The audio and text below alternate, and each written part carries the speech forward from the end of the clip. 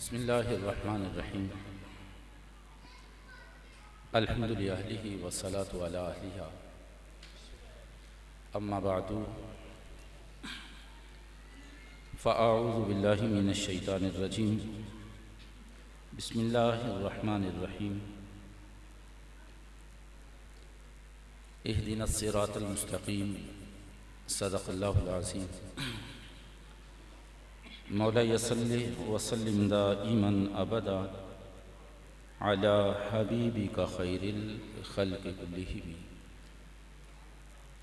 तमामी अहबाब एक मरतबा बुलंद आवाज़ से दुरूद पाक पढ़ लीजिए। अस्सलातु वस्सलामु अलैका या सय्यदी या रसूलल्लाह व अला आलिका व अस्हाबिका या सय्यदी या हबीबल्लाह। अस्सलातु वस्सलामु अलैका या सय्यदी या रसूलल्लाह व अला आलिका व अस्हाबिका या सय्यदी या हबीबल्लाह। इंतहाई मुअज़्ज़ज़ व मुहतशम मशाइख़ इज़्ज़ाम, उलमाए किराम, हाज़रीन व सामीन, मैं और आप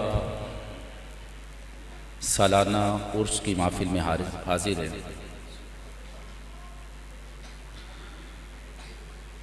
आपने नमाज ज़ोहर से लेकर अब तक खिताबात एक से बढ़कर एक समात किया और फिर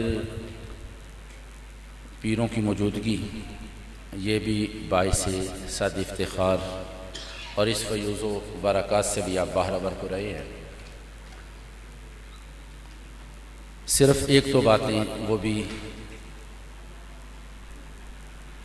हज़रत अल्लामा डॉक्टर मोहम्मद अबू बकर सिद्दीक़ अल-अज़हरी, मेरा मन तो ये था कि पिछले साल चूँकि मैंने गुफ्तगू की थी, हज़रत ने नहीं की थी, इस मरतबा चूँकि तशरीफ़ ले आए तो ये गुफ्तगू फरमाते तो मैं समात करता। चंद एक बातें आपकी समातों की नज़र करने के बाद अपनी गुफ्तगू को इख्तिताम की तरफ ले जाऊँगा। आप लोग बड़े अज़ीम हैं कि अज़ीम महफ़िल में जलवागर हैं, और वैसे भी यहाँ पर अल्लाह, उसके रसूल और बुज़ुर्गों का ज़िक्र हो रहा है। कभी शरीयत की बात, कभी तरीक़त की बात,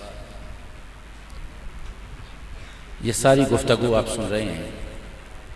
और ये गुफ्तगू जिसको मैंने शरीयत और तरीक़त के लफ्ज़ों के साथ मौसूम किया, दो जुमलों को, ये इस वजह से आपकी समातों की नज़र करना चाहूँगा कि यहाँ पर उलमा भी तशरीफ़ फरमा हैं और ख़ुद क़िबला डॉक्टर साहिब वो भी साहिब मुताला हैं, और उनके औलाद साहबजादगान वो भी एक अज़ीम इदारे में, अज़ीम उस्ताद के पास, उस्ताद भी वो जो सूफ़ी मनश भी है, उनके सामने ज़ानुए तलम्मुस तय किए हुए हैं। तो चंद एक बातें इस हवाला से अर्ज़ करने के बाद, आज हमारे इस पुरफ़ितन माहौल में जो डुगडुगी बजाने वाले पीर हैं, वो बड़े ये जुमले कसते हैं कि मौलवियों का रास्ता और है और हमारा रास्ता और है, शरीयत और है और तरीक़त और है। जबकि शरीयत ये पहला ज़ीना है और तरीक़त ये दूसरा ज़ीना है, और इससे जो आगे मारिफत, वो इसका नतीजा, इसका समरा, और वो तीसरा ज़ीना है। यूँ समझ लें, शरीयत, तरीक़त और मारिफत को अगर समझना हो तो यूँ समझ लें, मैं भी जानता हूँ, आप भी जानते हैं, वुज़ू के फ़राइज़ कितने हैं? 4। मैंने भी जान लिया, आपने भी जान लिया कि वुज़ू के फ़राइज़ 4 हैं। ये जान लेना ये शरीयत है, ये जान लेना शरीयत है। और जब हम पानी के नल के नीचे बैठकर इसको प्रैक्टिकल तौर पर करेंगे तो ये तरीकत है। और इससे जो समरा नतीजा हासिल होगा वो क्या कि इसको करने से पहले हम मालिक के हुजूर सरबसजूद नहीं हो सकते थे, हम कुरान को छू नहीं सकते थे। वो आमाल जो इसको प्रैक्टिकल करने से पहले हम नहीं कर सकते थे, जब इसको कर लिया अब इसका फैजान ये हुआ कि वो अमल हम करने के काबिल हो गए जो इसके बगैर नहीं हो सकते थे। शरीयत फिर तरीकत तक पहुंचे और तरीकत ने हमें मारिफत तक पहुंचा दिया। इसी को मजीद बढ़ाते जाइए। तरीकत शरीयत के बगैर नहीं है। शरीयत इब्तिदा है, तरीकत वस्त है और मारिफत उसकी इंतहा है। और आइए अगर हम इसको एक और अंदाज में समझना चाहें तो यूं भी समझा जा सकता है, सैयद आलम सल्लल्लाहु अलैहि वसल्लम की बारगाह में अर्ज किया गया, हुजूर एहसान किसे कहते हैं? आपने फरमाया कि अन ताबुदल्लाह का अन्नका तराहु फ़इन लम तकुन तराहु फ़इन्नहु यराका। इबादत इस तरह कर कि तू अपने सर की आंखों से अपने मालिक को देख रहा है, और अगर ये तेरी औकात नहीं है, ये तेरा मनसब नहीं है, यहां तक अभी तेरी परवाज नहीं है, तो फिर ये यकीन रख कि जिसकी तू इबादत कर रहा है वो तुझे देख रहा है। ये दो मकाम सैयद आलम सल्लल्लाहु अलैहि वसल्लम ने इरशाद फरमाए, का अन्नका तराहु और फ़इन लम तकुन तराहु फ़इन्नहु यराका। अब एक मकाम को सूफिया, हम सूफिया की मजलिस में बैठे हैं, एक मकाम को सूफिया मकाम शहूद कहते हैं और एक मकाम को सूफिया मकाम हुजूर कहते हैं। अगर हम शरीयत और तरीकत को लेकर चलें तो यूं कह लें कि शरीयत की पगडंडी पर जब हम चले, इब्तिदा मकाम हुजूर की थी, लेकिन उसकी इंतहा मकाम शहूद पर हुई। और बड़ा आसान अंदाज है इसके समझने का। मैं भी नमाज पढ़ता हूं, आप भी नमाज पढ़ते हैं, मालिक की बारगाह में हाजिरी देते हैं, और उसमें सूरत फातिहा हम सभी पढ़ते हैं। जब सूरत फातिहा का आगाज हम करते हैं तो अंदाज क्या होता है? अल्हम्दुलिल्लाहि रब्बिल आलमीन, तमाम खूबियां अल्लाह के लिए जो तमाम जहानों का रब है। फिर कहा जाता है अर्रहमान अर्रहीम, जो रहमान और रहीम है, मालिकी यौमिद्दीन, जो जजा के दिन का मालिक है। ये जुमले कहे जा रहे हैं, लेकिन इस पर थोड़ा सा गौर कीजिएगा, थोड़ी सी तवज्जो दीजिएगा। ये जुमले जो बंदा अदा कर रहा है, पहली 3 आयतें उसने पढ़ी, अल्हम्दुलिल्लाहि रब्बिल आलमीन, अर्रहमान अर्रहीम, मालिकी यौमिद्दीन। ये तीनों आयतें, ये शरीयत की पगडंडी पर चला, इस रास्ते को अपनाया। ये जो है ना हदीस में फ़इन्नहु यराका, कि तू नहीं देख रहा, वो तुझे देख रहा। अब इस मकाम पर बंदा जब खड़ा होता है, कहता है अल्लाहु अकबर, तो उसे यकीन मोहकम है जिसकी इबादत मैं कर रहा हूं वो मुझे देख रहा है, और इसीलिए वो कह रहा है अल्हम्दुलिल्लाहि रब्बिल आलमीन, अर्रहमान अर्रहीम, मालिकी यौमिद्दीन। वो अपने माबूदे बरहक, वो अनगिनत पर्दों में महजूब है, इसे नजर नहीं आ रहा, इसकी आंखों से मस्तूर है, इसके और उसके दरमियान लातादाद पर्दे और हिजाबात है। लेकिन इसके फौरन बाद वो अगला जुमला क्या कहता है? अगला जुमला क्या है? इय्याका नअबुदु। बोलिए बोलिए, मैं शेर नहीं कह रहा, मेरे साथ मिलकर पढ़ो। ये कुरान की आयत है और एक एक हरफ पर मालिक 10-10 नेकियां अता फरमाता है, 10-10 दराजात बुलंद फरमाता है। क्या है? इय्याका नअबुदु, इय्याका नअबुदु। अब यहां पर अंदाज देखिए, अंदाज कुरान का क्या है, इस सूरह फातिहा का यहां पर अंदाज क्या है। पहले जो तारीफ मालिक की कर रहा था वो गैबूबत में थी, वो गैबूबत में, वो इसे देख रहा है, ये उसे नहीं देख रहा। लेकिन जैसे ही अगला जुमला कहा इय्याका नअबुदु व इय्याका नस्तईन, अब महसूस ये हो रहा है वो इसे देख रहा है, ये उसे देख रहा। और क्या कह रहा है? इय्याका नअबुदु, हम तेरी ही अब हुजूर हाजिरी हो गई ना, मकाम शहूद पर फाइज हुआ। का इय्याका नअबुदु व इय्याका नस्तईन, हम तेरी ही इबादत करते हैं और तुझ ही से मदद मांगते हैं। अब यह है कि जो बंदा शरीयत की पगडंडी पर चला, तरीकत पर अमल पैरा हुआ, अब उसे मारिफत का हुसूल हासिल हो रहा, मालिक की पहचान अब हो रही है, उसे देख रहा है और मालिक उससे पूछता है, ऐ मेरे बंदे मेरी बारगाह में हाजिर हुआ है ना, कहा तू कारे मुजल्लत पे था, मैंने तुझे ओजे सुरैया पर ला खड़ा किया, मांग मेरी बारगाह से क्या मांगता है, मांग क्या मांगता है।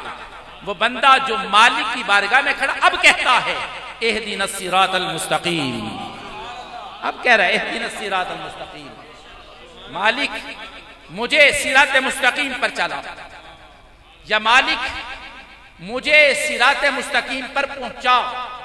यहां पर एक जुमला कहने के बाद मैं गुफ्तगू को आगे ले जाना चाहूंगा।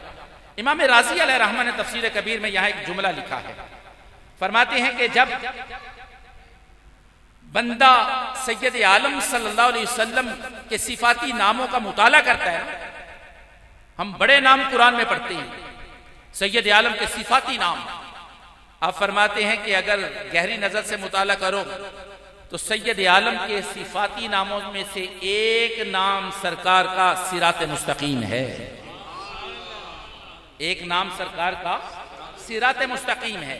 गोया बंदा खड़ा नमाज में है, मालिक यहां खड़ा है, मालिक उससे कह रहा है बंदे मांग मांग, मेरा दरवाजा खुला है।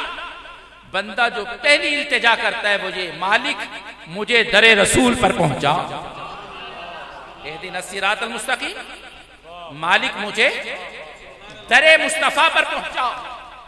और फिर क्या उसे दरे मुस्तफा मिलता है? क्या उसे दरे मुस्तफा मिलता है? सिर्फ हालत नमाज में। उसके बाद ये दुआ तो कर ली, सजदा किया, उस मालिक के नाम की माला जपी, रकू किया, उस मालिक के नाम के नारे लगाए, तशहुद पर बैठा, फिर एक जुमला कहा अत्तहियातु लिल्लाहि वस्सलावातु वत्तय्यिबात, मालिक मेरी कौली इबादत, फेली इबादत, बदनी इबादत, माली इबादत सब तेरे लिए, मेरा हर अमल तेरे लिए। अगला जुमला कहना चाहता है, लेकिन मुल्ला अली कारी अलैहि रहमा फरमाते हैं कि अपनी जुबान को गुम कर ले। मुल्ला अली कारी कहते हैं अपने होंठों को सी ले, अगला जुमला न कह।